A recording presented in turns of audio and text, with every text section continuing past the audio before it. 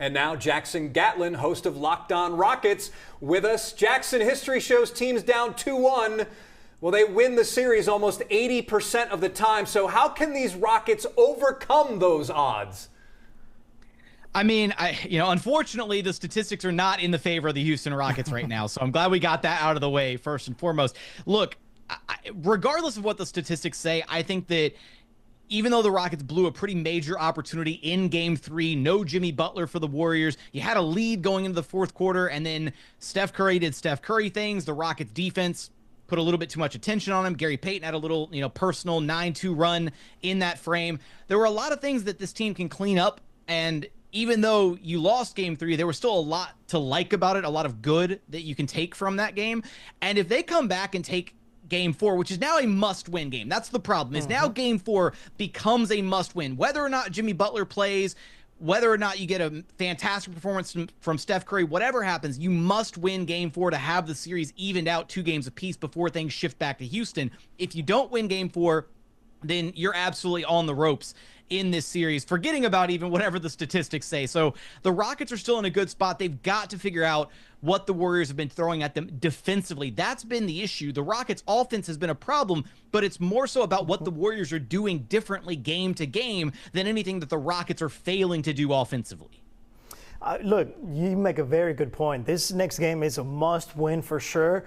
I don't know, Jackson, if they are still in a good position. I don't like where the Rockets find themselves right now. Heading into a must-win game on the road, then you come back home down 3-1. If you can't win this next game, like the Rockets, what also worries me is just their offense. Jalen Green shows up one game, he doesn't show up the next. Alperen Sengun can't do it himself. They don't have enough consistent offense to get this done. It's tough because the way that the Warriors have changed things from each game. In Game 1, they elected to allow Alperen Sengun to kind of get his, right? And because Alp was able to feast in those matchups, they didn't send double teams. He looked really great, but everybody else struggled to get a flow, to get really involved offensively in that game. Then Game 2, the major adjustment from the Warriors, they took Draymond Green out of any of those ball screen actions where he would be the primary defensive piece or the primary defensive big in any of those ball screen actions. And that really allowed Jalen Green to get going because he was able to get downhill and he was able to attack bigs like Quentin Post or Kevon Looney or, a smaller wing in those matchups.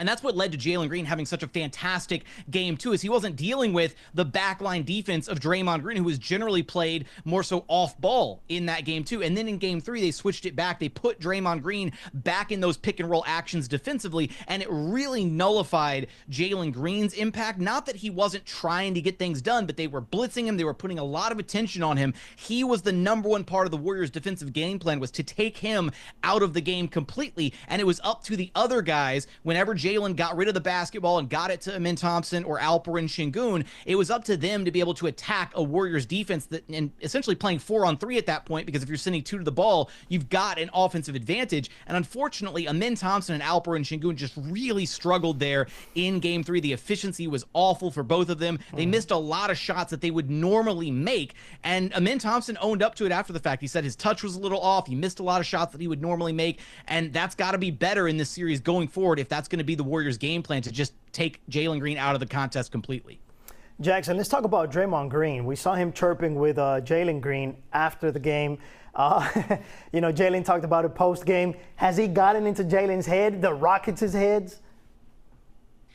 I want to say no. I want to say that he hasn't, but this is also an incredibly young team, and this is probably a very important learning experience for them, right? Is when you have a guy like Draymond Green on the other side, a guy who is so adept at getting under other players' skin, that's something you're going to have to work past. That's the mental element of the game that for a lot of these young players on the Rockets roster, they're still going to have to learn and grow through and kind of experience for the first time here in their first, taste of postseason basketball. That being said, I do, in a weird way, I kind of appreciate Jalen being able to talk that talk, even though you're down 2-1 in a series. Now, the question is, can he back up whatever that talk was? If you're going to go at Draymond Green at the end of a game, if you're going to have words with him after the fact, you better be able to come back and back up whatever you were saying.